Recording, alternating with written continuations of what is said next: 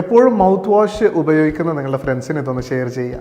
നമ്മളിൽ പലരും mouth wash സ്ഥിരമായി ഉപയോഗിക്കുന്നവരുണ്ടാവും. മൗത്ത് വാഷ് എന്ന് പറയുന്നത് നമുക്ക് വല്ല ഇൻഫെക്ഷൻസോ കാര്യങ്ങളോ ഒക്കെ ഉണ്ടെങ്കിൽ ആ ഒരു സമയത്തിന് മാത്രം ഉപകാരപ്പെടുന്ന ഒരു കാര്യമാണ്. നമ്മൾ ബ്രഷ് ചെയ്യുന്നതിന് പകരമായിട്ട് നമ്മൾ മൗത്ത് വാഷ് ഉപയോഗിച്ചാൽ ഉള്ള ഒരു കുഴപ്പമെന്ന് വെച്ചാൽ നല്ല ബാക്ടീരിയകൾ എപ്പോഴും നമ്മുടെ വായിലുണ്ടാകണം. അപ്പോൾ ആ നല്ല ബാക്ടീരിയകൾ പല കാര്യങ്ങളും സംരക്ഷിക്കുന്നുണ്ട്. മൗത്ത് വാഷ് ഉപയോഗിക്കുന്ന സമയത്ത് എല്ലാ ബാക്ടീരിയകളെയും നശിപ്പിച്ച് കളയണം. അപ്പോൾ ആ സമയത്ത് കുറച്ചുകൂടെ റെസിസ്റ്റൻസ് കൂടുതലായുള്ള മോശമായ ബാക്ടീരിയകളാണ് കൂടുതലായും പെരുകുന്നത്. അപ്പോൾ ആ ഒരു സമയത്ത് റെസിസ്റ്റൻസ് കൂടുതലുള്ള മോശമായ ബാക്ടീരിയകൾ വളരാൻ തുടങ്ങും. അപ്പോൾ അങ്ങനെയുള്ള ഒരു മോശമായ ബാക്ടീരിയയുടെ സ്പീഷീസ് ആണ് ഫ്യൂസോ ബാക്ടീരിയം സ്പീഷീസ് എന്ന് പറയും. ഇപ്പോൾ അടുത്തുള്ള കുറച്ച് പഠനങ്ങൾ പറയുന്നത് ഈ ബാക്ടീരിയ കാരണം കൊണ്ട് കോളോൺ അല്ലെങ്കിൽ നിങ്ങളുടെ വൻകുടലിൽ വരുന്ന ക്യാൻസറുകൾക്ക് ഒരു പ്രധാന കാരണമാണ് നമ്മുടെ വായിലുണ്ടാകുന്ന ഈ മോശമായ ബാക്ടീരിയയുടെ ഒരു. അപ്പോൾ നിങ്ങൾ മൗത്ത് വാഷുകൾ യൂസ് ചെയ്യുകയാണെങ്കിൽ ഈ പറഞ്ഞ പോലെ അത്യാവശ്യമുള്ള സമയത്ത് മാത്രമാണ്, അല്ല ഇത് ഒരു ഡേ ടു ഡേ നിങ്ങൾക്ക് ബ്രഷിങ്ങിന് പകരമായിട്ട് ഉപയോഗിക്കാൻ പാടില്ല. നിങ്ങൾക്ക് നാച്ചുറൽ മൗത്ത് വാഷ് വേണമെന്നുണ്ടെങ്കിൽ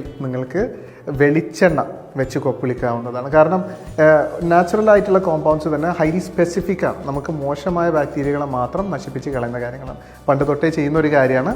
നിങ്ങൾക്കും ട്രൈ ചെയ്യാം.